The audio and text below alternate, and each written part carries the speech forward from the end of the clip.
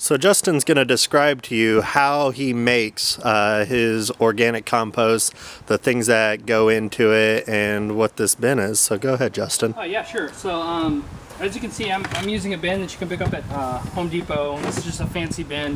What I usually put inside of it, and if you want to come over here, maybe you can see it a little bit.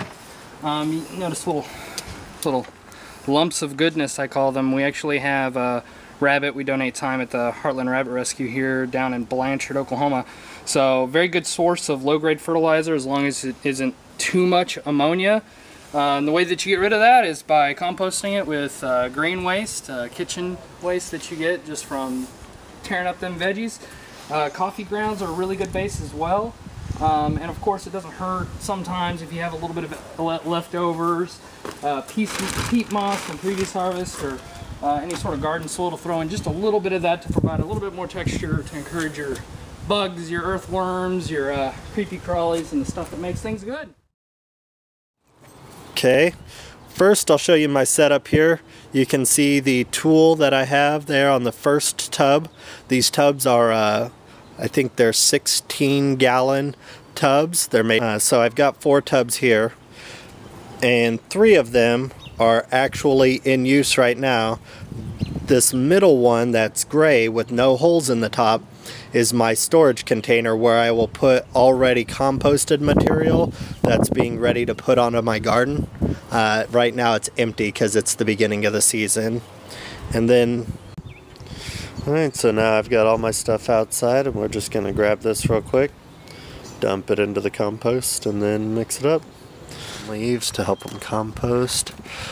The benefit of it raining this morning is that now these leaves are already pretty wet, so I won't have to put water or anything on top. I'll just take a handful of leaves, and remember, equal parts green to brown. So, but here you see we have a bunch of donkey dew, and as you might be able to see the condensation droplets on the inside of the container there. It's fresh. It's emitting heat, which is causing condensation on the side of the wall, which is good. That's going to help my compost be a more active compost area. Plus, because I got this from its natural setting just outside where the donkeys are letting it drop, there are already a bunch of microbes and small bugs in there aiding in the decomposition process. So we're going to add that to these tubs. We're going to do layers of green, then donkey dew, then leaves, then more green, donkey, leaves, so on and so forth, until I get these filled up, and we'll show you what that looks like here in a moment. Okay, the donkey refuse bin is now empty. I need to wash that out. And our compost bins are completely full, done in layers. I just wanted to have a little talk with you all about manure. Backyard composting. Hey, it's only natural. Okay, so here is one of the things that I really like about this community garden is that there are signs such as these that talk about how to compost, why we should compost, etc.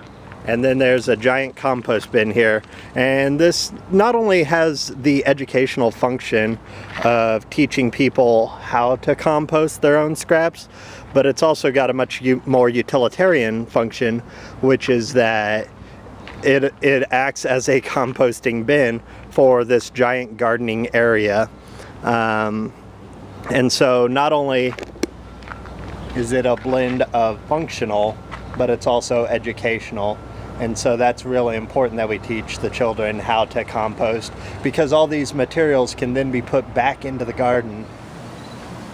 Alright, so I'm sitting on another of the mounds of their organic compost, and you can see the top is still really dry and doesn't look very active right now. But I'm going to take you in and I'm going to show you the inside of what this mound looks like. This is compost that they were digging up today and putting on their raised bed. And if you look,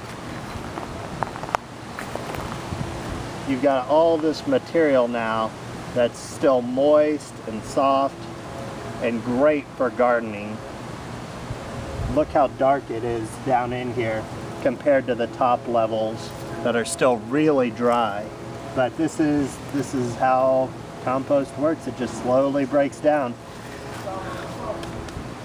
Because they're using wood chips, it takes longer than what you might get from your own backyard garden. It'll help to keep the worms in place.